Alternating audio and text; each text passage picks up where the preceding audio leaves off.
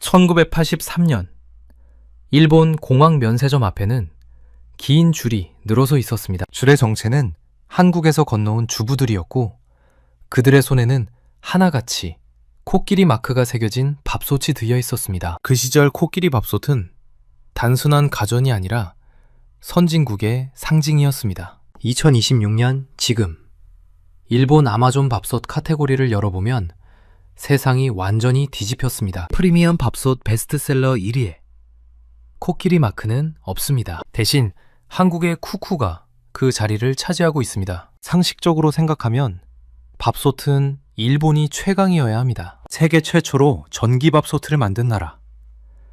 가마솥 밥맛을 재현하겠다며 수십 년을 연구한 나라니까요. 그런데 프리미엄 시장 점유율 44.44%. 일본 밥솥 출하량은 최근 5년 사이 13%나 줄었습니다. 더 놀라운 건 가격입니다. 쿠쿠 밥솥은 일본 코끼리 밥솥보다 싸지 않습니다. 오히려 같거나 비슷한 가격대인데도 일본 소비자들이 자국 브랜드 대신 한국 밥솥을 선택하고 있는 겁니다. 한때 코끼리 밥솥을 동경하며 줄을 서던 나라가 이제는 코끼리의 영토를 장악하고 있습니다. 밥솥의 본고장에서 밥솥의 왕좌가 바뀌고 있는 겁니다. 어떻게 이런 일이 벌어진 걸까요? 일본 밥솥의 전설, 코끼리 보온병은 왜 자기 나라에서조차 밀려나고 있는 걸까요? 오늘 영상에서는 세 가지 이야기를 다뤄보겠습니다. 첫째, 일본 밥솥의 자존심, 코끼리 보온병, 조지루시에 도대체 무슨 일이 벌어졌는지. 둘째, 한국의 쿠쿠가 어떻게 밥솥의 본고장에서 왕자를 차지할 수 있었는지. 셋째, 이 역전극이 우리에게 주는 교훈은 무엇인지. 이 이야기는 단순한 밥솥 경쟁이 아닙니다. 전통이라는 화려한 갑옷이 어떻게 혁신의 발목을 잡는지, 그리고 도전자가 어떻게 왕자를 빼앗는지를 보여주는 경제 역전극입니다. 누구나 쉽고 간단하게 이해할 수 있도록 풀어드리겠습니다. 그럼 바로 시작하겠습니다. 이제부터가 진짜입니다. 구독 안 하신 분들 지금 눌러주시면 감사하겠습니다. 놓치면 아까운 내용 계속합니다. 먼저 오해를 하나 풀고 가겠습니다. 쿠쿠가 일본에서 1위라고 하면 일본 전체 밥솥 시장을 다 먹었다는 뜻은 아닙니다. 전체 판매 수량,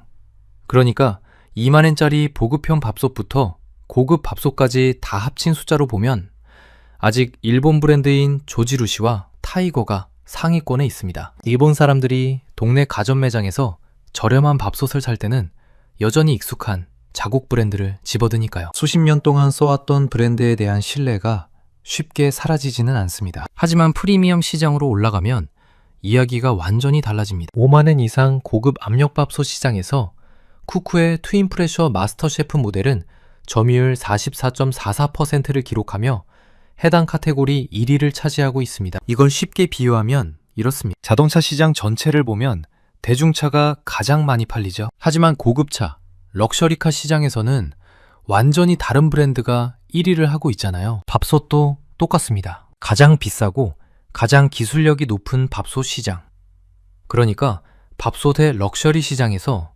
한국 쿠쿠가 1등을 하고 있다는 겁니다. 싸구려가 아니라 가장 비싼 밥솥으로요. 그리고 여기서 더 중요한 게 있습니다. 판매 채널의 변화입니다. 과거에는 일본 사람들이 밥솥을 사려면 빅카메라나 요도바시 같은 대형 가전 매장에 갔습니다. 이런 매장들에서는 당연히 일본 브랜드가 가장 좋은 자리를 차지하고 있었죠. 매장 직원도 자국 브랜드를 먼저 추천하고 진열대도 일본 브랜드 위주로 꾸며져 있으니까 외국 브랜드가 끼어들기가 정말 어려웠습니다. 홈그라운드의 이점이라는 거죠. 그런데 2026년, 지금 특히 코로나를 거치면서 젊은 세대를 중심으로 아마존 재팬과 라쿠텐 같은 온라인 쇼핑몰에서 밥솥을 사는 비율이 급격히 늘고 있습니다. 온라인에서는 매장 직원의 추천도 없고 진열대 위치도 의미가 없어요. 오직 판매량과 리뷰가 순위를 결정합니다. 그리고 이 온라인 채널에서 쿠쿠는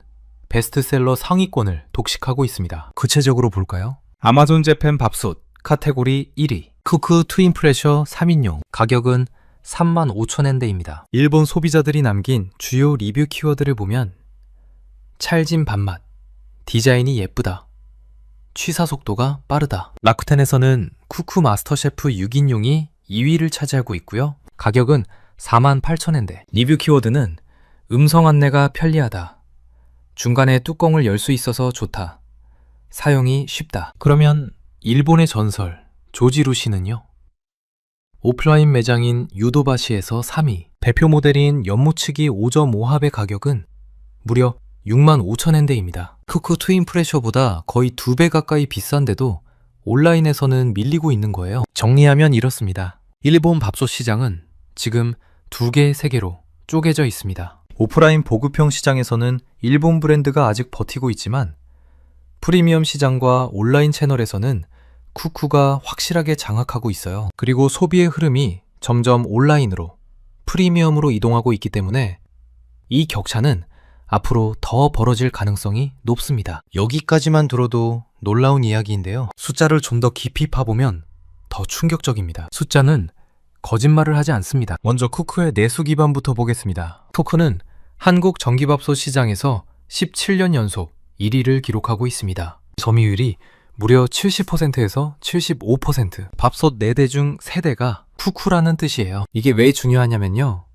어떤 기업이 해외에서 성공하려면 먼저 자기 집 앞마당을 확실하게 장악하고 있어야 합니다. 내수 시장에서 안정적인 매출이 나와야 해외 시장에서 공격적으로 투자할 수 있는 여유가 생기니까요. 쿠쿠는 한국이라는 탄탄한 본거지를 배경으로 일본에 진출한 겁니다. 비유를 하자면 성벽을 튼튼하게 쌓아놓고 안심하고 원정을 나선 것과 같은 거예요. 반면 일본 밥솥 시장은 전체적으로 쪼그라들고 있습니다. 자료에 따르면 일본 내 전기밥솥 출하량이 최근 5년 사이 13% 감소했습니다. 100대 팔리던 게 87대밖에 안 팔린다는 뜻이에요. 시장의 파이 자체가 줄어들고 있는 겁니다. 이건 마치 케이크가 점점 작아지고 있는데 그 작아지는 케이크를 여러 명이 나눠 먹으려고 싸우는 상황과 같아요. 케이크가 클 때는 모두가 배불리 먹을 수 있었지만 케이크가 줄어들면 누군가는 굶게 됩니다. 그런데 이 줄어드는 시장에서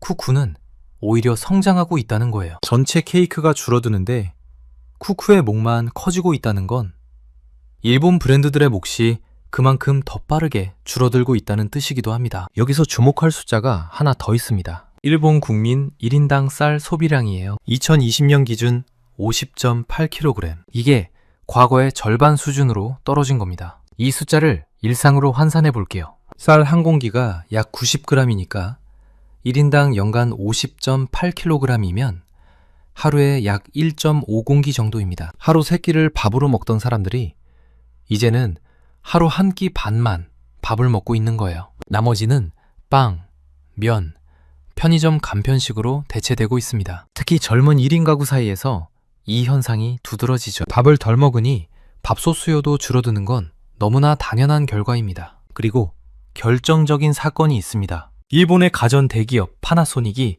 밥솥 사업에서 사실상 손을 뗀 겁니다. 파나소닉은 일본 내에서 무려 60년 동안 밥솥을 만들어 온 기업이에요. 60년이면 할머니, 어머니, 딸 3대에 걸쳐 파나소닉 밥솥을 썼다는 뜻입니다. 그런데 이 기업이 생산 거점을 중국으로 옮기면서 일본 내 밥솥 생산 역사를 종료했습니다. 대기업이 먼저 도망치는 시장. 이게 얼마나 심각한 신호인지 아시겠죠? 파나소닉 같은 거대 기업도 수익을 내기 어려워서 떠나는 시장인 겁니다. 이 모든 숫자를 종합하면 하나의 그림이 선명하게 그려집니다. 일본 밥솥 시장은 안에서부터 무너지고 있었습니다. 쌀 소비 급감, 출하량 하락, 가전 대기업 철수. 이 세 가지가 동시에 벌어지면서 시장에 커다란 빈자리가 생겼고 그 빈자리를 쿠쿠가 정확하게 파고든 겁니다. 그렇다면 도대체 왜 이런 일이 벌어진 걸까요? 코끼리 보온병, 조지루시는 왜 이 위기를 막지 못한 걸까요? 지금부터 4가지 원인을 하나씩 파헤쳐 보겠습니다. 첫 번째 원인은 조지루시가 가마솥 밥맛이라는 프레임에 갇혀버렸다는 겁니다. 조지루시의 대표 기술은 연무치기라는 방식이에요. 이걸 쉽게 설명해 드리겠습니다. 옛날 일본 할머니가 나무 가마솥에 장작불을 떼서 밥을 짓잖아요. 장작불이 타면서 불꽃이 이리저리 흔들리고 그 흔들리는 불이 솥 전체를 고르게 가열하면서 밥이 맛있게 되는 겁니다. 조지루시는 바로 그 불의 흔들림을 전기 기술로 재현하겠다고 수십 년을 연구해 왔어요. 기술 자체는 정말 대단합니다. 문제는 조지루 씨가 이 기술에 너무 오래, 너무 깊이 집착했다는 겁니다. 비유를 하나 들어볼게요. 영검 하나를 만드는 장인이 있습니다. 이 장인은 40년 동안 그 검만 갈고 닦아왔어요. 검은 세상에서 가장 날카롭습니다. 하지만 세상은 이미 총을 쏘고 있어요. 아무리 검이 날카로워도 총을 이길 수는 없거든요. 2026년에 소비자들이 원하는 건 밥만 잘 짓는 기계가 아닙니다. 요거트도 만들고 싶고 찜요리도 하고 싶고 저당밥도 짓고 싶어요. 식사 중간에 재료도 넣고 싶고 밥이 다 됐으면 말로 알려주는 것도 좋겠죠? 소비자의 주방이 완전히 바뀌고 있는데 조지루 씨는 여전히 가마솥 밥맛 하나에 모든 것을 걸고 있었던 겁니다. 더 쉬운 비유를 해볼게요. 여러분, 피처폰, 옛날 폴더폰 기억하시죠? 전화통화 품질은 정말 좋았어요. 음질이 또렷하고 배터리도 일주일은 거뜬했습니다. 그런데 스마트폰이 나왔어요. 전화도 되지만 사진도 찍고 인터넷도 하고 게임도 하고 결제도 하고 길도 찾아줍니다. 스마트폰의 통화 품질이 폴더폰보다 좋냐고요? 아니요. 오히려 떨어질 수도 있어요. 그런데도 사람들은 스마트폰을 선택했잖아요. 조지루 씨의 밥솥이 바로 이 피처폰 같은 상황에 빠진 겁니다. 밥 짓는 기능 하나는 최고지만 소비자가 밥솥에 기대하는 것이 밥 하나에서 10가지로 늘어난 시대에 밥 하나만 잘해서는 살아남을 수 없게 된 거예요. 그 결과 조지루 씨는 밥솥 대신 보온병이나 텀블러 쪽으로 매출 구조를 다각화하려고 했습니다. 살아남기 위한 선택이었겠지만 이건 곧 밥솥 명가로서의 집중력 약화를 의미합니다. 밥솥에 에너지를 쏟지 않으니 밥솥 시장에서 밀릴 수밖에요. 전통이라는 화려한 갑옷, 그 무게가 조지루 씨의 발을 단단히 붙잡고 있었던 겁니다. 그런데 이게 끝이 아닙니다. 조지루 씨에는 기술 정체보다 더 무서운 적이 숨어 있었어요. 두 번째 원인이자 보이지 않는 금융 엔진은 바로 행동주의 펀드의 경영권 공격입니다. 2024년부터 2026년까지 조지루 씨는 싱가포르에 본사를 둔 에피시모 캐피털 매니지먼트라는 행동주의 펀드의 강력한 공세에 시달려 왔습니다. 행동주의 펀드가 뭐냐고요?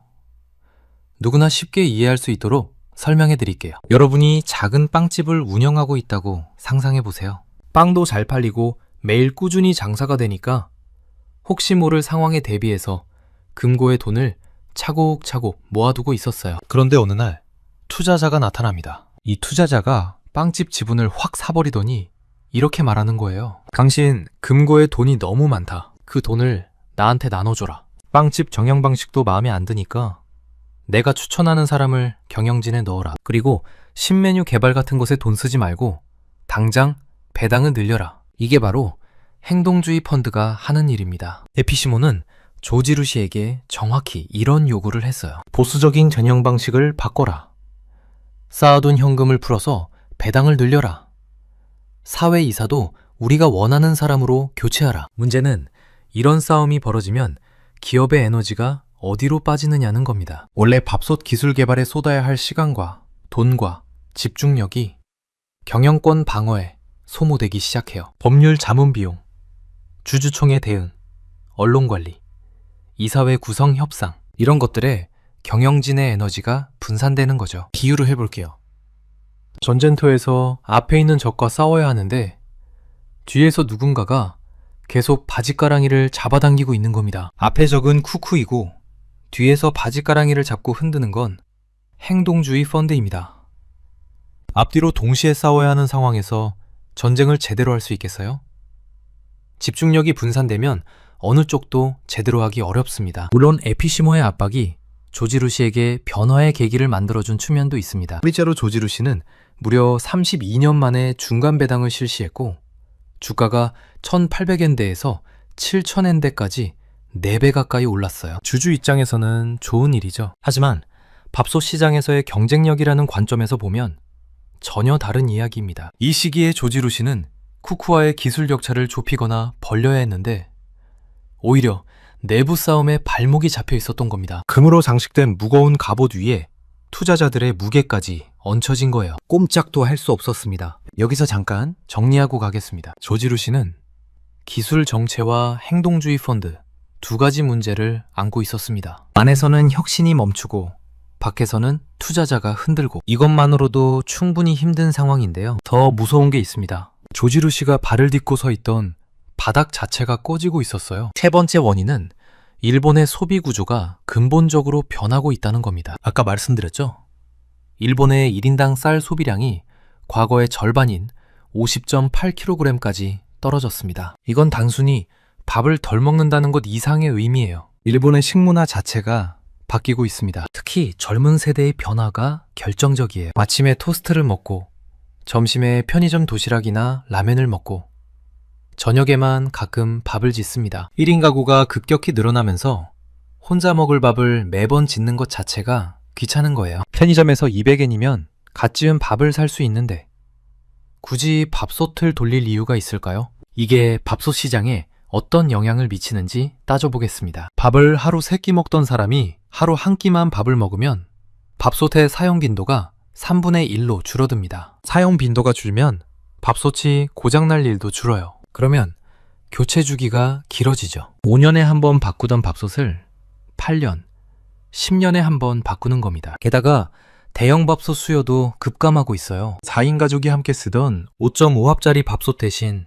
혼자 쓰는 1인용이나 2인용 소형 밥솥이 주류가 되고 있습니다. 대형 밥솥은 가격이 높아서 기업 입장에서 수익이 좋은 제품인데 이 시장이 줄어들면 당연히 매출과 이익이 동시에 타격을 받게 됩니다. 여기에 쇼핑 습관의 변화까지 겹쳤습니다. 예전에는 밥솥을 사러 빅카메라나 요도바시 같은 대형 가전 매장에 갔어요. 이런 매장은 일본 브랜드의 홈그라운드입니다. 매장 직원이 자국 브랜드를 먼저 추천하고 가장 눈에 띄는 진열대도 일본 브랜드 차지였으니까요. 외국 브랜드가 이 성벽을 뚫기란 거의 불가능에 가까웠습니다. 하지만 아마존 재팬과 라쿠텐에서는 게임의 규칙이 다릅니다. 매장 직원의 추천도 없고 진열대 위치도 의미가 없어요. 판매량과 리뷰 점수가 순위를 결정합니다. 일본 브랜드든 한국 브랜드든 상관없이 소비자가 선택한 좋은 제품이 위로 올라가는 완전히 공평한 경쟁의 장입니다. 그리고 그 공평한 경쟁의 장에서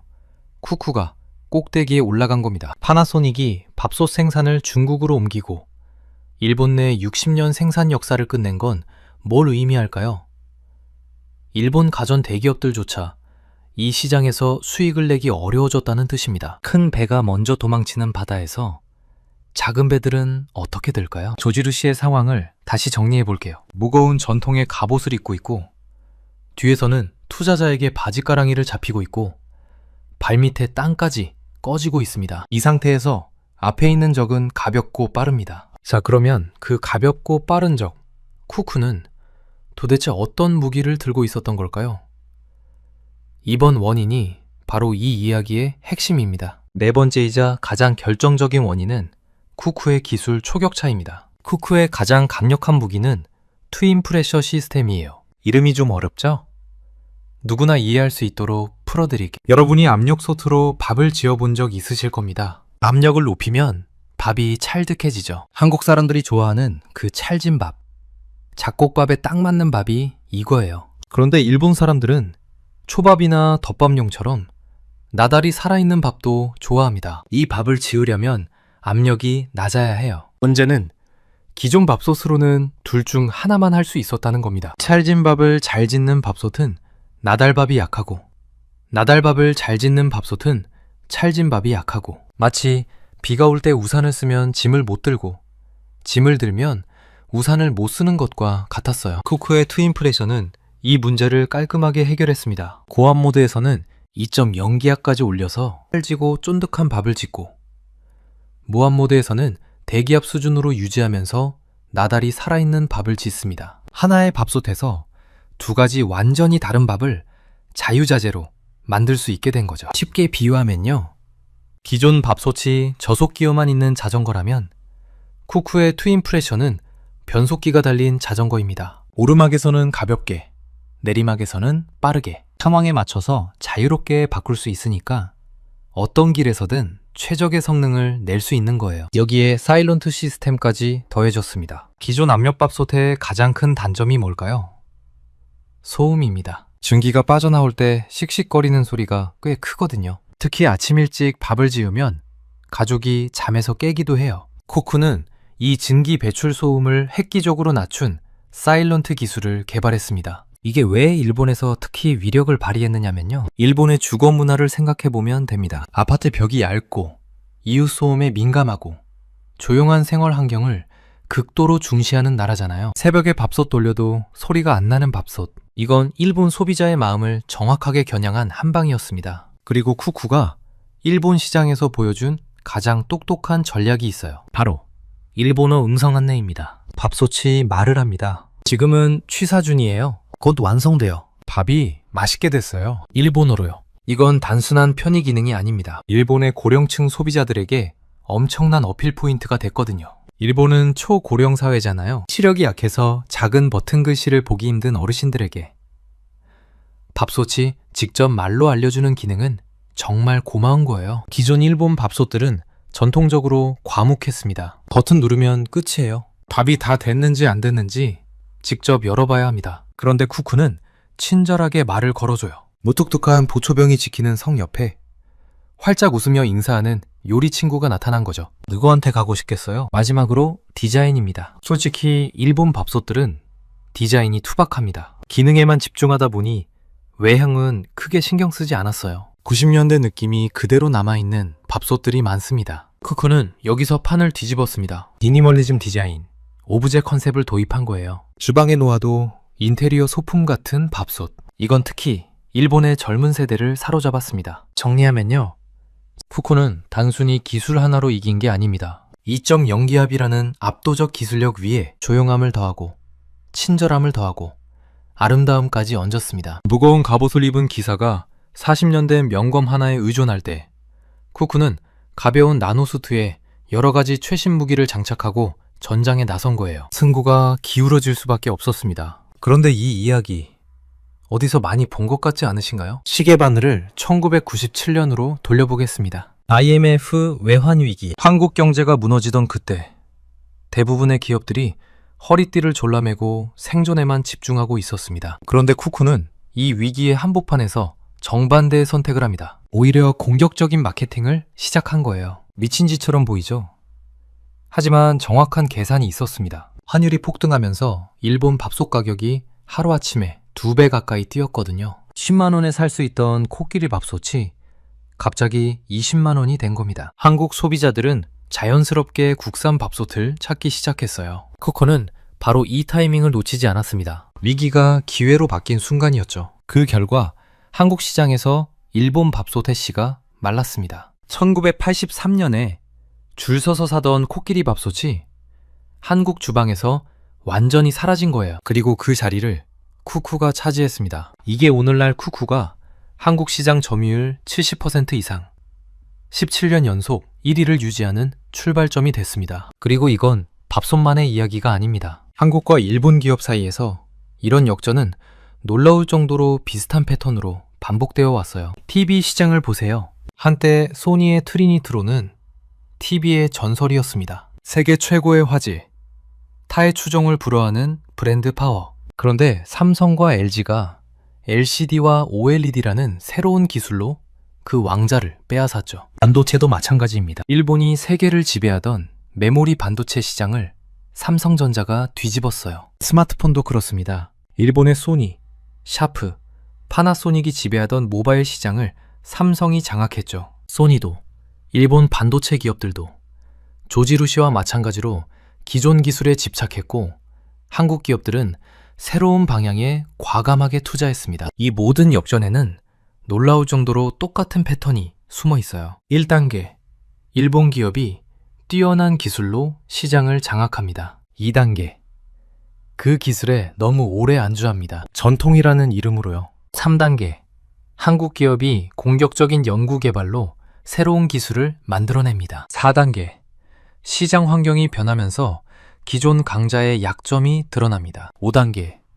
역전이 일어납니다. 소니 TV도, 일본 반도체도, 그리고 지금 조지루시 밥솥도 정확히 이 5단계를 따르고 있습니다. 하지만 여기서 한 가지 더 짚고 넘어가야 합니다. 이 역전이 단순히 일본이 약해져서 일어난 게 아니라는 겁니다. 쿠쿠는 매출의 5% 이상을 꾸준히 연구 개발에 투자해 왔어요. 수십 년 동안 한 해도 빠지지 않고요. 대기업 하청업체에서 시작해서 자체 브랜드를 만들고 자체 기술을 개발하고 한국 시장을 장악하고 북미와 베트남에서 성공하고 마침내 밥솥의 본고장 일본까지 진출한 겁니다. 이건 하루아침에 된 일이 아닙니다. 40년 넘게 쌓아올린 노력의 결과물이에요. 역전은 상대가 넘어질 때 일어나는 게 아닙니다. 내가 상대보다 더 빠르게 달릴 때 일어나는 겁니다. 쿠쿠가 바로 그 증거입니다. 여기서 전체를 한번 정리하고 앞으로의 시나리오를 말씀드리겠습니다. 지금까지의 이야기를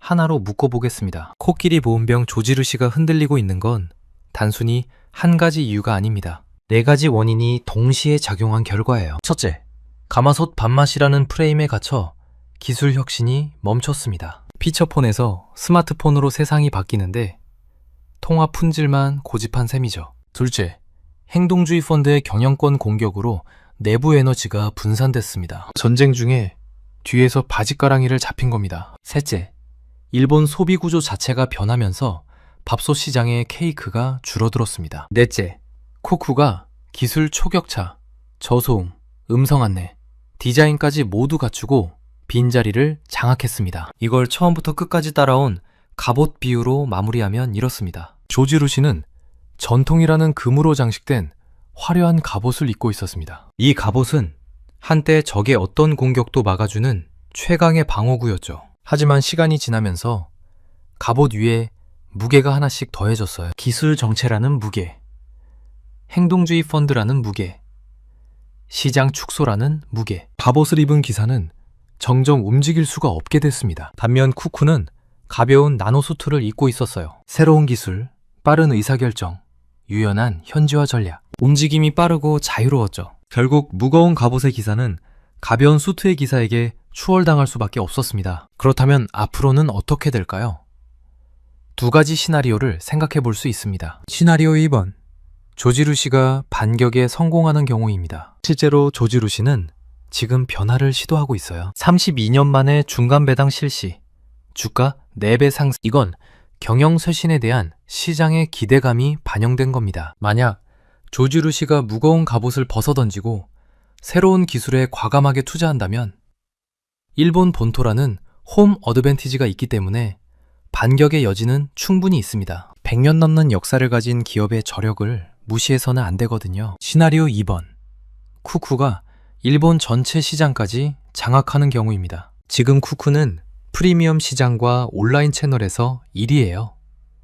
만약 이 추세가 계속되면서 오프라인 양판점까지 본격 진출에 성공한다면 일본 밥솥 시장의 판도가 완전히 바뀔 수 있습니다. 이미 아마존 재팬에서의 실적이 오프라인 매장 바이어들에게도 영향을 미치기 시작했거든요. 어느 쪽이든 확실한 건 하나입니다. 밥솥 시장의 게임의 규칙이 바뀌었다는 거예요. 이제는 밥만 잘 짓는다고 이기는 시대가 아닙니다. 기술력, 디자인, 사용자 경험, 빠른 변화 적응력, 이 4가지를 모두 갖춘 기업만이 살아남을 수 있습니다. 그렇다면 이 이야기에서 우리가 가져갈 교훈은 무엇일까요? 먼저 투자자의 관점입니다. 행동주의 펀드가 들어와서 주가를 올려줬다고 해서 기업이 건강해진 게 아닙니다. 조지루 씨 주가가 4배 올랐지만 정작 밥솥 시장에서의 지배력은 약해지고 있어요. 주가와 기업의 본질적 경쟁력은 완전히 다른 문제일 수 있다는 걸 기억하시면 좋겠습니다. 소비자의 관점에서도 중요한 시사점이 있어요. 브랜드 이름만 보고 제품을 사는 시대는 끝나고 있습니다. 일본 브랜드라서 전통이 있으니까가 더 이상 구매의 결정적 이유가 되지 않아요. 실제 기술 사양을 비교하고 사용자 리뷰를 꼼꼼히 확인하고 가격 대비 어떤 경험을 제공하는지를 따져보는 게 훨씬 현명한 선택입니다. 코끼리 마크가 붙어 있다고 무조건 최고가 아닌 시대가 된 거니까. 그리고 사업을 하시는 분들이나 한국 경제에 관심 있는 분들에게 이 부분을 꼭 말씀드리고 싶습니다. 쿠쿠의 성공은 우연이 아닙니다. 매출의 5% 이상을 수십 년간 연구 개발에 투자한 집령. IMF 위기를 오히려 기회로 바꾼 역발상. 일본어 음성 안내와 저소음 기술 같은 철저한 현지화. 이 3가지가 합쳐진 결과물이. 하지만 동시에 경고도 있습니다. 쿠쿠가 일본에서 1위를 한 것처럼 언젠가 중국이나 다른 나라의 기업이 같은 방식으로 한국 시장에 도전할 수 있습니다. 오늘의 도전자가 내일의 수성자가 되는 순간, 조지루 씨처럼 전통의 갑옷의 가치를 위험이 생깁니다. 혁신을 멈추면 왕자는 반드시 바뀌어요. 이건 밥솥만의 이야기가 아닙니다. 전통이라는 갑옷이 자랑스러울 때일수록 그 갑옷의 무게를 한번 점검해 보시면 어떨까요? 혹시 그 무게가 우리의 발을 붙잡고 있는 건 아닌지. 이건 기업에도, 산업에도, 어쩌면 우리 개인의 커리어에도 적용되는 이야기일 겁니다. 여러분은 이 역전극을 보면서 어떤 생각이 드셨나요? 아직도 일본 브랜드가 최고라고 생각하시나요? 아니면 한국 기업의 기술력이 이미 앞서 있다고 보시나요? 여러분의 주방에는 어떤 밥솥이 있는지, 그리고 다음에 밥솥을 바꾼다면 어떤 기준으로 고르실 건지 댓글로 이야기 나눠주시면 감사하겠습니다. 오늘 영상은 여기까지입니다. 긴 영상 끝까지 시청해주셔서 정말 감사합니다. 이 영상이 도움이 되셨다면 구독과 좋아요 한 번씩만 눌러주시면 정말 크나큰 도움이 됩니다. 다음 영상에서 또 만나 뵙겠습니다. 1983년 일본 공항 면세점 앞에는 긴 줄이 늘어서 있었습니다. 줄의 정체는 한국에서 건너온 주부들이었고 그들의 손에는 하나같이 코끼리 마크가 새겨진 밥솥이 들려 있었습니다. 그 시절 코끼리 밥솥은 단순한 가전이 아니라 선진국의 상징이었습니다. 2026년 지금 일본 아마존 밥솥 카테고리를 열어보면 세상이 완전히 뒤집혔습니다. 프리미엄 밥솥 베스트셀러 1위에 코끼리 마크는 없습니다. 대신 한국의 쿠쿠가 그 자리를 차지하고 있습니다. 상식적으로 생각하면 밥솥은 일본이 최강이어야 합니다. 세계 최초로 전기밥솥을 만든 나라. 가마솥 밥맛을 재현하겠다며 수십 년을 연구한 나라니까요. 그런데 프리미엄 시장 점유율 44.44%. 일본 밥솥 출하량은 최근 5년 사이 13%나 줄었습니다. 더 놀라운 건 가격입니다. 쿠쿠 밥솥은 일본 코끼리 밥솥보다 싸지 않습니다. 오히려 같거나 비슷한 가격대인데도 일본 소비자들이 자국 브랜드 대신 한국 밥솥을 선택하고 있는 겁니다. 한때 코끼리 밥솥을 동경하며 줄을 서던 나라가 이제는 코끼리의 영토를 장악하고 있습니다. 밥솥의 본고장에서 밥솥의 왕좌가 바뀌고 있는 겁니다. 어떻게 이런 일이 벌어진 걸까요?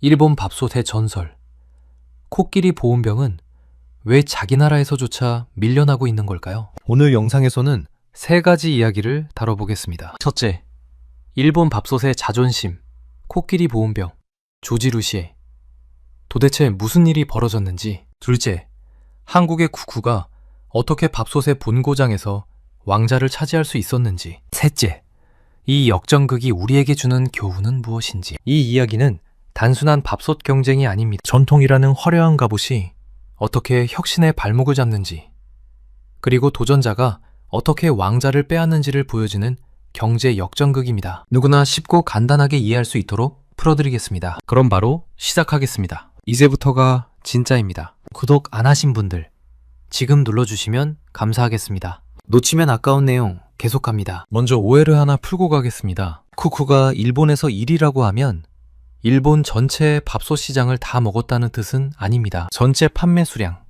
그러니까 2만엔짜리 보급형 밥솥부터 고급 밥솥까지 다 합친 숫자로 보면 아직 일본 브랜드인 조지루 씨와 타이거가 상위권에 있습니다. 일본 사람들이 동네 가전 매장에서 저렴한 밥솥을 살 때는 여전히 익숙한 자국 브랜드를 집어드니까요. 수십 년 동안 써왔던 브랜드에 대한 신뢰가 쉽게 사라지지는 않습니다. 하지만 프리미엄 시장으로 올라가면 이야기가 완전히 달라집니다. 5만엔 이상 고급 압력밥솥 시장에서 쿠쿠의 트윈 프레셔 마스터 셰프 모델은 점유율 44.44%를 기록하며 해당 카테고리 1위를 차지하고 있습니다. 이걸 쉽게 비유하면 이렇습니다. 자동차 시장 전체를 보면 대중차가 가장 많이 팔리죠. 하지만 고급차, 럭셔리카 시장에서는 완전히 다른 브랜드가 1위를 하고 있잖아요. 밥솥도 똑같습니다. 가장 비싸고 가장 기술력이 높은 밥솥 시장.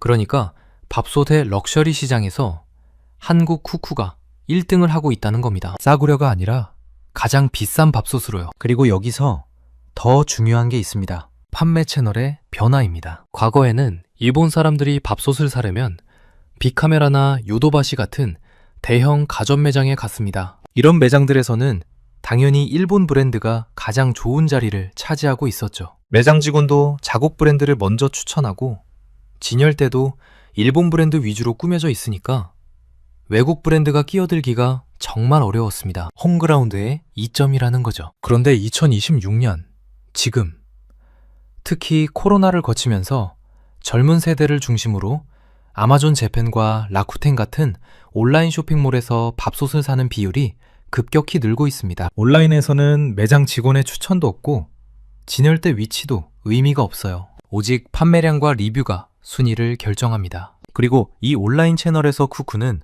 베스트셀러 상위권을 독식하고 있습니다. 구체적으로 볼까요? 아마존 재팬 밥솥 카테고리 1위, 쿠쿠 트윈 프레셔 3인용, 가격은 35,000엔대입니다. 일본 소비자들이 남긴 주요 리뷰 키워드를 보면 찰진 밥맛, 디자인이 예쁘다, 취사 속도가 빠르다. 라쿠텐에서는 쿠쿠 마스터 셰프 6인용이 2위를 차지하고 있고요. 가격은 48,000엔대. 리뷰 키워드는 음성 안내가 편리하다, 중간에 뚜껑을 열 수 있어서 좋다, 사용이 쉽다. 그러면 일본의 전설 조지루시는요?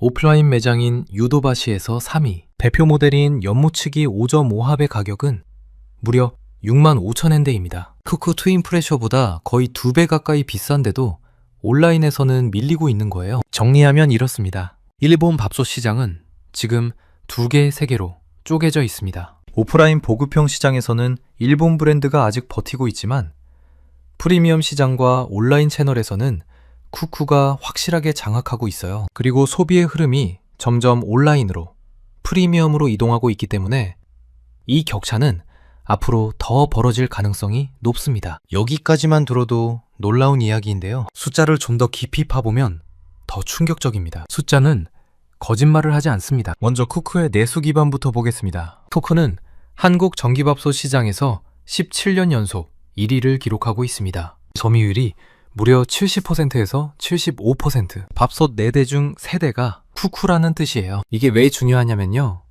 어떤 기업이 해외에서 성공하려면 먼저 자기 집 앞마당을 확실하게 장악하고 있어야 합니다. 내수 시장에서 안정적인 매출이 나와야 해외 시장에서 공격적으로 투자할 수 있는 여유가 생기니까요. 쿠쿠는 한국이라는 탄탄한 본거지를 배경으로 일본에 진출한 겁니다. 비유를 하자면 성벽을 튼튼하게 쌓아놓고 안심하고 원정을 나선 것과 같은 거예요. 반면 일본 밥솥 시장은 전체적으로 쪼그라들고 있습니다. 자료에 따르면 일본 내 전기밥솥 출하량이 최근 5년 사이 13% 감소했습니다. 100대 팔리던 게 87대밖에 안 팔린다는 뜻이에요. 시장의 파이 자체가 줄어들고 있는 겁니다. 이건 마치 케이크가 점점 작아지고 있는데 그 작아지는 케이크를 여러 명이 나눠 먹으려고 싸우는 상황과 같아요. 케이크가 클 때는 모두가 배불리 먹을 수 있었지만 케이크가 줄어들면 누군가는 굶게 됩니다. 그런데 이 줄어드는 시장에서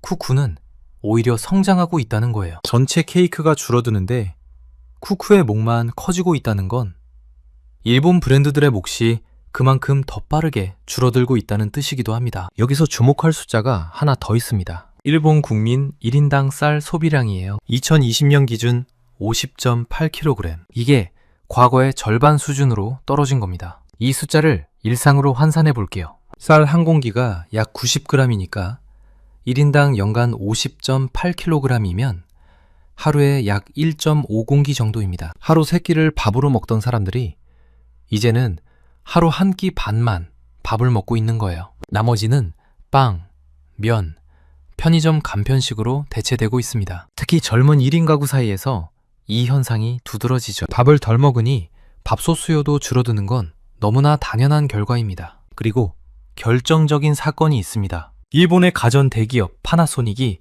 밥솥 사업에서 사실상 손을 뗀 겁니다. 파나소닉은 일본 내에서 무려 60년 동안 밥솥을 만들어 온 기업이에요. 60년이면 할머니, 어머니, 딸 3대에 걸쳐 파나소닉 밥솥을 썼다는 뜻입니다. 그런데 이 기업이 생산 거점을 중국으로 옮기면서 일본 내 밥솥 생산 역사를 종료했습니다. 대기업이 먼저 도망치는 시장. 이게 얼마나 심각한 신호인지 아시겠죠? 파나소닉 같은 거대 기업도 수익을 내기 어려워서 떠나는 시장인 겁니다. 이 모든 숫자를 종합하면 하나의 그림이 선명하게 그려집니다. 일본 밥솥 시장은 안에서부터 무너지고 있었습니다. 쌀 소비 급감, 출하량 하락, 가전 대기업 철수. 이 세 가지가 동시에 벌어지면서 시장에 커다란 빈자리가 생겼고 그 빈자리를 쿠쿠가 정확하게 파고든 겁니다. 그렇다면 도대체 왜 이런 일이 벌어진 걸까요? 코끼리 보온병, 조지루 씨는 왜 이 위기를 막지 못한 걸까요? 지금부터 4가지 원인을 하나씩 파헤쳐 보겠습니다. 첫 번째 원인은 조지루 씨가 가마솥 밥맛이라는 프레임에 갇혀버렸다는 겁니다. 조지루 씨의 대표 기술은 연무치기라는 방식이에요. 이걸 쉽게 설명해 드리겠습니다. 옛날 일본 할머니가 나무 가마솥에 장작불을 떼서 밥을 짓잖아요. 장작불이 타면서 불꽃이 이리저리 흔들리고 그 흔들리는 불이 솥 전체를 고르게 가열하면서 밥이 맛있게 되는 겁니다. 조지루 씨는 바로 그 불의 흔들림을 전기 기술로 재현하겠다고 수십 년을 연구해 왔어요. 기술 자체는 정말 대단합니다. 문제는 조지루 씨가 이 기술에 너무 오래, 너무 깊이 집착했다는 겁니다. 비유를 하나 들어볼게요. 영검 하나를 만드는 장인이 있습니다. 이 장인은 40년 동안 그 검만 갈고 닦아왔어요. 검은 세상에서 가장 날카롭습니다. 하지만 세상은 이미 총을 쏘고 있어요. 아무리 검이 날카로워도 총을 이길 수는 없거든요. 2026년에 소비자들이 원하는 건 밥만 잘 짓는 기계가 아닙니다. 요거트도 만들고 싶고 찜요리도 하고 싶고 저당밥도 짓고 싶어요. 식사 중간에 재료도 넣고 싶고 밥이 다 됐으면 말로 알려주는 것도 좋겠죠? 소비자의 주방이 완전히 바뀌고 있는데 조지루 씨는 여전히 가마솥 밥맛 하나에 모든 것을 걸고 있었던 겁니다. 더 쉬운 비유를 해볼게요. 여러분, 피처폰, 옛날 폴더폰 기억하시죠? 전화통화 품질은 정말 좋았어요. 음질이 또렷하고 배터리도 일주일은 걷들했습니다. 그런데 스마트폰이 나왔어요. 전화도 되지만 사진도 찍고 인터넷도 하고 게임도 하고 결제도 하고 길도 찾아줍니다. 스마트폰의 통화 품질이 폴더폰보다 좋냐고요? 아니요. 오히려 떨어질 수도 있어요. 그런데도 사람들은 스마트폰을 선택했잖아요. 조지루 씨의 밥솥이 바로 이 피처폰 같은 상황에 빠진 겁니다. 밥 짓는 기능 하나는 최고지만 소비자가 밥솥에 기대하는 것이 밥 하나에서 10가지로 늘어난 시대에 밥 하나만 잘해서는 살아남을 수 없게 된 거예요. 그 결과 조지루 씨는 밥솥 대신 보온병이나 텀블러 쪽으로 매출 구조를 다각화하려고 했습니다. 살아남기 위한 선택이었겠지만 이건 곧 밥솥 명가로서의 집중력 약화를 의미합니다. 밥솥에 에너지를 쏟지 않으니 밥솥 시장에서 밀릴 수밖에요. 전통이라는 화려한 갑옷, 그 무게가 조지루 씨의 발을 단단히 붙잡고 있었던 겁니다. 그런데 이게 끝이 아닙니다. 조지루 씨에는 기술 정체보다 더 무서운 적이 숨어 있었어요. 두 번째 원인이자 보이지 않는 금융 엔진은 바로 행동주의 펀드의 경영권 공격입니다. 2024년부터 2026년까지 조지루 씨는 싱가포르에 본사를 둔 에피시모 캐피털 매니지먼트라는 행동주의 펀드의 강력한 공세에 시달려왔습니다. 행동주의 펀드가 뭐냐고요? 누구나 쉽게 이해할 수 있도록 설명해 드릴게요. 여러분이 작은 빵집을 운영하고 있다고 상상해 보세요. 빵도 잘 팔리고 매일 꾸준히 장사가 되니까 혹시 모를 상황에 대비해서 금고에 돈을 차곡차곡 모아두고 있었어요. 그런데 어느 날 투자자가 나타납니다. 이 투자자가 빵집 지분을 확 사버리더니 이렇게 말하는 거예요. 당신 금고에 돈이 너무 많다. 그 돈을 나한테 나눠줘라. 빵집 경영 방식도 마음에 안 드니까 내가 추천하는 사람을 경영진에 넣어라. 그리고 신메뉴 개발 같은 것에 돈 쓰지 말고 당장 배당을 늘려라. 이게 바로 행동주의 펀드가 하는 일입니다. 에피시모는 조지루 씨에게 정확히 이런 요구를 했어요. 보수적인 경영 방식을 바꿔라. 쌓아둔 현금을 풀어서 배당을 늘려라.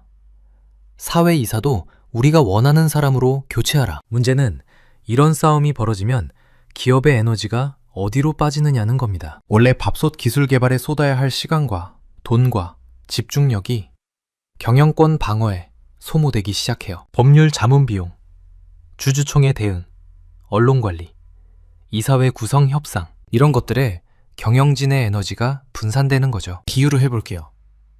전쟁터에서 앞에 있는 적과 싸워야 하는데 뒤에서 누군가가 계속 바짓가랑이를 잡아당기고 있는 겁니다. 앞에 적은 쿠쿠이고 뒤에서 바짓가랑이를 잡고 흔드는 건 행동주의 펀드입니다.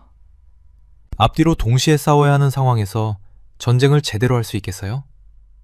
집중력이 분산되면 어느 쪽도 제대로 하기 어렵습니다. 물론 에피시모의 압박이 조지루 씨에게 변화의 계기를 만들어준 측면도 있습니다. 실제로 조지루 씨는 무려 32년 만에 중간 배당을 실시했고 주가가 1,800엔대에서 7,000엔대까지 4배 가까이 올랐어요. 주주 입장에서는 좋은 일이죠. 하지만 밥솥 시장에서의 경쟁력이라는 관점에서 보면 전혀 다른 이야기입니다. 이 시기에 조지루 씨는 쿠쿠와의 기술 격차를 좁히거나 벌려야 했는데 오히려 내부 싸움에 발목이 잡혀 있었던 겁니다. 금으로 장식된 무거운 갑옷 위에 투자자들의 무게까지 얹혀진 거예요. 꼼짝도 할 수 없었습니다. 여기서 잠깐 정리하고 가겠습니다. 조지루 씨는 기술 정체와 행동주의 펀드 두 가지 문제를 안고 있었습니다. 안에서는 혁신이 멈추고 밖에서는 투자자가 흔들고, 이것만으로도 충분히 힘든 상황인데요. 더 무서운 게 있습니다. 조지루 씨가 발을 딛고 서 있던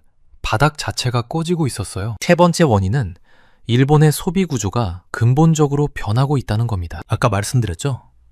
일본의 1인당 쌀 소비량이 과거의 절반인 50.8kg까지 떨어졌습니다. 이건 단순히 밥을 덜 먹는다는 것 이상의 의미예요. 일본의 식문화 자체가 바뀌고 있습니다. 특히 젊은 세대의 변화가 결정적이에요. 아침에 토스트를 먹고 점심에 편의점 도시락이나 라면을 먹고 저녁에만 가끔 밥을 짓습니다. 1인 가구가 급격히 늘어나면서 혼자 먹을 밥을 매번 짓는 것 자체가 귀찮은 거예요. 편의점에서 200엔이면 갓 지은 밥을 살 수 있는데 굳이 밥솥을 돌릴 이유가 있을까요? 이게 밥솥 시장에 어떤 영향을 미치는지 따져보겠습니다. 밥을 하루 3끼 먹던 사람이 하루 한 끼만 밥을 먹으면 밥솥의 사용 빈도가 3분의 1로 줄어듭니다. 사용 빈도가 줄면 밥솥이 고장날 일도 줄어요. 그러면 교체 주기가 길어지죠. 5년에 한 번 바꾸던 밥솥을 8년, 10년에 한 번 바꾸는 겁니다. 게다가 대형 밥솥 수요도 급감하고 있어요. 4인 가족이 함께 쓰던 5.5합짜리 밥솥 대신 혼자 쓰는 1인용이나 2인용 소형 밥솥이 주류가 되고 있습니다. 대형 밥솥은 가격이 높아서 기업 입장에서 수익이 좋은 제품인데 이 시장이 줄어들면 당연히 매출과 이익이 동시에 타격을 받게 됩니다. 여기에 쇼핑 습관의 변화까지 겹쳤습니다. 예전에는 밥솥을 사러 빅카메라나 요도바시 같은 대형 가전 매장에 갔어요. 이런 매장은 일본 브랜드의 홈그라운드입니다. 매장 직원이 자국 브랜드를 먼저 추천하고 가장 눈에 띄는 진열대도 일본 브랜드 차지였으니까요. 외국 브랜드가 이 성벽을 뚫기란 거의 불가능에 가까웠습니다. 하지만 아마존 재팬과 라쿠텐에서는 게임의 규칙이 다릅니다. 매장 직원의 추천도 없고 진열대 위치도 의미가 없어요. 판매량과 리뷰 점수가 순위를 결정합니다. 일본 브랜드든 한국 브랜드든 상관없이 소비자가 선택한 좋은 제품이 위로 올라가는 완전히 공평한 경쟁의 장입니다. 그리고 그 공평한 경쟁의 장에서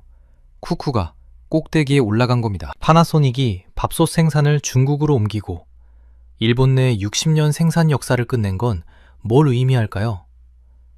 일본 가전 대기업들조차 이 시장에서 수익을 내기 어려워졌다는 뜻입니다. 큰 배가 먼저 도망치는 바다에서 작은 배들은 어떻게 될까요? 조지루 씨의 상황을 다시 정리해 볼게요. 무거운 전통의 갑옷을 입고 있고 뒤에서는 투자자에게 바짓가랑이를 잡히고 있고 발밑에 땅까지 꺼지고 있습니다. 이 상태에서 앞에 있는 적은 가볍고 빠릅니다. 자, 그러면 그 가볍고 빠른 적, 쿠쿠는 도대체 어떤 무기를 들고 있었던 걸까요?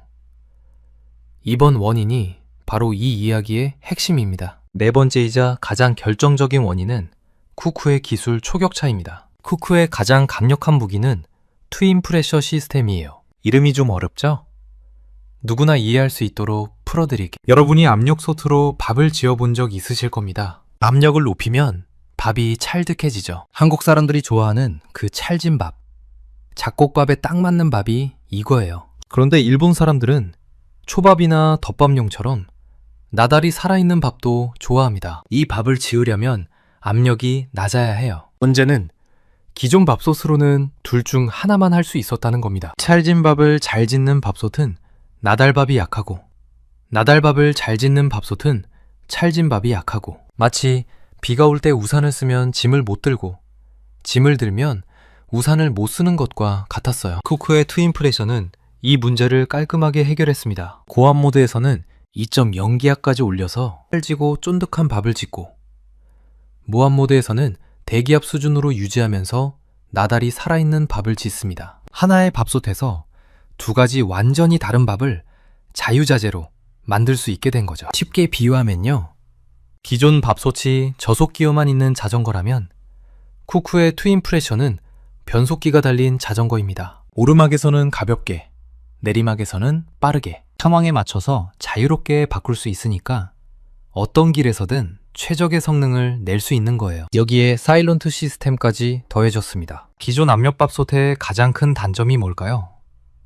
소음입니다. 전기가 빠져나올 때 씩씩거리는 소리가 꽤 크거든요. 특히 아침 일찍 밥을 지으면 가족이 잠에서 깨기도 해요. 쿠쿠는 이 증기 배출 소음을 획기적으로 낮춘 사일런트 기술을 개발했습니다. 이게 왜 일본에서 특히 위력을 발휘했느냐면요, 일본의 주거 문화를 생각해보면 됩니다. 아파트 벽이 얇고 이웃 소음에 민감하고 조용한 생활 환경을 극도로 중시하는 나라잖아요. 새벽에 밥솥 돌려도 소리가 안 나는 밥솥, 이건 일본 소비자의 마음을 정확하게 겨냥한 한방이었습니다. 그리고 쿠쿠가 일본 시장에서 보여준 가장 똑똑한 전략이 있어요. 바로 일본어 음성 안내입니다. 밥솥이 말을 합니다. 지금은 취사 중이에요. 곧 완성돼요. 밥이 맛있게 됐어요. 일본어로요. 이건 단순한 편의 기능이 아닙니다. 일본의 고령층 소비자들에게 엄청난 어필 포인트가 됐거든요. 일본은 초고령 사회잖아요. 시력이 약해서 작은 버튼 글씨를 보기 힘든 어르신들에게 밥솥이 직접 말로 알려주는 기능은 정말 고마운 거예요. 기존 일본 밥솥들은 전통적으로 과묵했습니다. 버튼 누르면 끝이에요. 밥이 다 됐는지 안 됐는지 직접 열어봐야 합니다. 그런데 쿠쿠는 친절하게 말을 걸어줘요. 무뚝뚝한 보초병이 지키는 성 옆에 활짝 웃으며 인사하는 요리 친구가 나타난 거죠. 누구한테 가고 싶겠어요? 마지막으로 디자인입니다. 솔직히 일본 밥솥들은 디자인이 투박합니다. 기능에만 집중하다 보니 외형은 크게 신경 쓰지 않았어요. 90년대 느낌이 그대로 남아있는 밥솥들이 많습니다. 쿠쿠는 여기서 판을 뒤집었습니다. 미니멀리즘 디자인, 오브제 컨셉을 도입한 거예요. 주방에 놓아도 인테리어 소품 같은 밥솥. 이건 특히 일본의 젊은 세대를 사로잡았습니다. 정리하면요, 쿠쿠는 단순히 기술 하나로 이긴 게 아닙니다. 2.0기압이라는 압도적 기술력 위에 조용함을 더하고 친절함을 더하고 아름다움까지 얹었습니다. 무거운 갑옷을 입은 기사가 40년대 명검 하나에 의존할 때 쿠쿠는 가벼운 나노수트에 여러 가지 최신 무기를 장착하고 전장에 나선 거예요. 승부가 기울어질 수밖에 없었습니다. 그런데 이 이야기 어디서 많이 본 것 같지 않으신가요? 시계바늘을 1997년으로 돌려보겠습니다. IMF 외환위기, 한국 경제가 무너지던 그때 대부분의 기업들이 허리띠를 졸라매고 생존에만 집중하고 있었습니다. 그런데 쿠쿠는 이 위기의 한복판에서 정반대의 선택을 합니다. 오히려 공격적인 마케팅을 시작한 거예요. 미친 짓처럼 보이죠?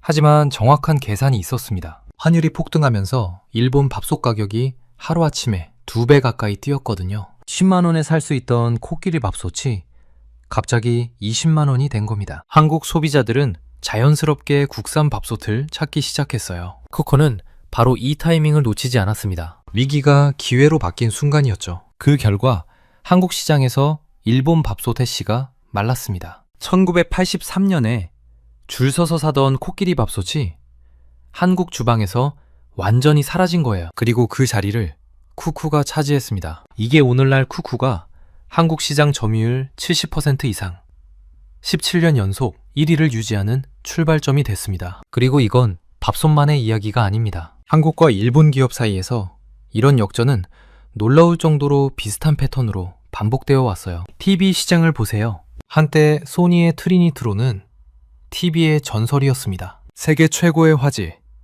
타의 추종을 불허하는 브랜드 파워. 그런데 삼성과 LG가 LCD와 OLED라는 새로운 기술로 그 왕자를 빼앗았죠. 반도체도 마찬가지입니다. 일본이 세계를 지배하던 메모리 반도체 시장을 삼성전자가 뒤집었어요. 스마트폰도 그렇습니다. 일본의 소니, 샤프, 파나소닉이 지배하던 모바일 시장을 삼성이 장악했죠. 소니도, 일본 반도체 기업들도 조지루시와 마찬가지로 기존 기술에 집착했고 한국 기업들은 새로운 방향에 과감하게 투자했습니다. 이 모든 역전에는 놀라울 정도로 똑같은 패턴이 숨어 있어요. 1단계, 일본 기업이 뛰어난 기술로 시장을 장악합니다. 2단계, 그 기술에 너무 오래 안주합니다. 전통이라는 이름으로요. 3단계, 한국 기업이 공격적인 연구 개발로 새로운 기술을 만들어냅니다. 4단계, 시장 환경이 변하면서 기존 강자의 약점이 드러납니다. 5단계,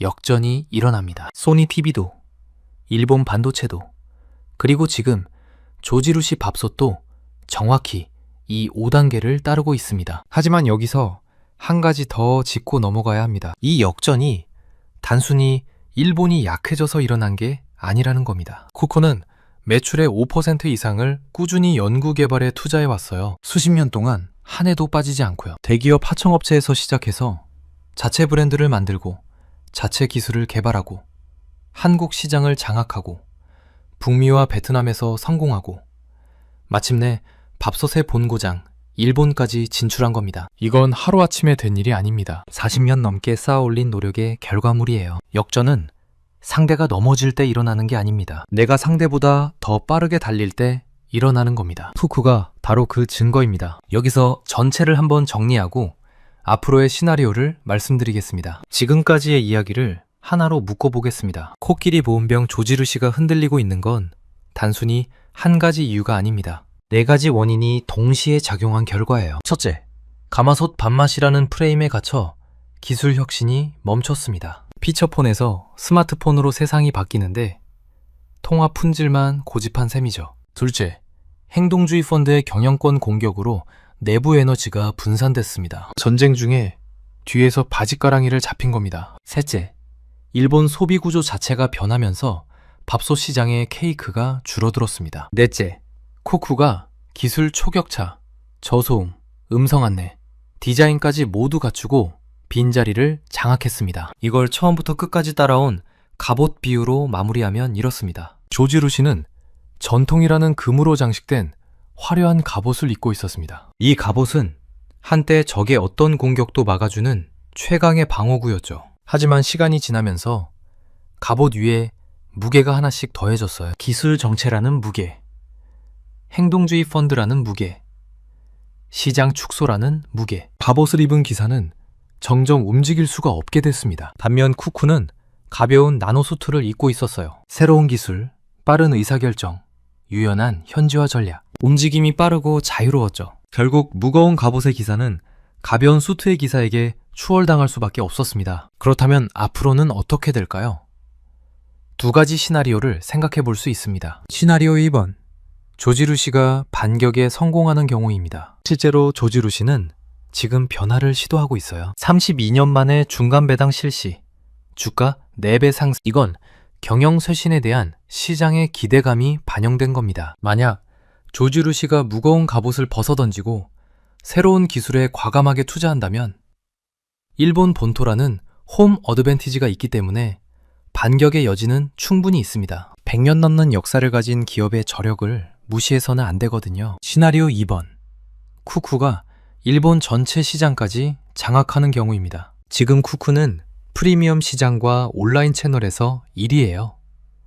만약 이 추세가 계속되면서 오프라인 양판점까지 본격 진출에 성공한다면 일본 밥솥 시장의 판도가 완전히 바뀔 수 있습니다. 이미 아마존 재팬에서의 실적이 오프라인 매장 바이어들에게도 영향을 미치기 시작했거든요. 어느 쪽이든 확실한 건 하나입니다. 밥솥 시장의 게임의 규칙이 바뀌었다는 거예요. 이제는 밥만 잘 짓는다고 이기는 시대가 아닙니다. 기술력, 디자인, 사용자 경험, 빠른 변화 적응력, 이 네 가지를 모두 갖춘 기업만이 살아남을 수 있습니다. 그렇다면 이 이야기에서 우리가 가져갈 교훈은 무엇일까요? 먼저 투자자의 관점입니다. 행동주의 펀드가 들어와서 주가를 올려줬다고 해서 기업이 건강해진 게 아닙니다. 조지루시 주가가 4배 올랐지만 정작 밥솥 시장에서의 지배력은 약해지고 있어요. 주가와 기업의 본질적 경쟁력은 완전히 다른 문제일 수 있다는 걸 기억하시면 좋겠습니다. 소비자의 관점에서도 중요한 시사점이 있어요. 브랜드 이름만 보고 제품을 사는 시대는 끝나고 있습니다. 일본 브랜드라서 전통이 있으니까가 더 이상 구매의 결정적 이유가 되지 않아요. 실제 기술 사양을 비교하고 사용자 리뷰를 꼼꼼히 확인하고 가격 대비 어떤 경험을 제공하는지를 따져보는 게 훨씬 현명한 선택입니다. 코끼리 마크가 붙어 있다고 무조건 최고가 아닌 시대가 된 거니까. 그리고 사업을 하시는 분들이나 한국 경제에 관심 있는 분들에게 이 부분을 꼭 말씀드리고 싶습니다. 쿠쿠의 성공은 우연이 아닙니다. 매출의 5% 이상을 수십 년간 연구개발에 투자한 집령, IMF 위기를 오히려 기회로 바꾼 역발상, 일본어 음성 안내와 저소음 기술 같은 철저한 현지화, 이 세 가지가 합쳐진 결과물이. 하지만 동시에 경고도 있습니다. 쿠쿠가 일본에서 1위를 한 것처럼 언젠가 중국이나 다른 나라의 기업이 같은 방식으로 한국 시장에 도전할 수 있습니다. 오늘의 도전자가 내일의 수성자가 되는 순간 조지루시처럼 전통의 갑옷에 갇힐 위험이 생깁니다. 혁신을 멈추면 왕자는 반드시 바뀌어요. 이건 밥솥만의 이야기가 아닙니다. 전통이라는 갑옷이 자랑스러울 때일수록 그 갑옷의 무게를 한번 점검해 보시면 어떨까요? 혹시 그 무게가 우리의 발을 붙잡고 있는 건 아닌지. 이건 기업에도 산업에도 어쩌면 우리 개인의 커리어에도 적용되는 이야기일 겁니다. 여러분은 이 역전극을 보면서 어떤 생각이 드셨나요? 아직도 일본 브랜드가 최고라고 생각하시나요? 아니면 한국 기업의 기술력이 이미 앞서 있다고 보시나요? 여러분의 주방에는 어떤 밥솥이 있는지, 그리고 다음에 밥솥을 바꾼다면 어떤 기준으로 고르실 건지 댓글로 이야기 나눠주시면 감사하겠습니다. 오늘 영상은 여기까지입니다. 긴 영상 끝까지 시청해주셔서 정말 감사합니다. 이 영상이 도움이 되셨다면 구독과 좋아요 한 번씩만 눌러주시면 정말 크나큰 도움이 됩니다. 다음 영상에서 또 만나 뵙겠습니다.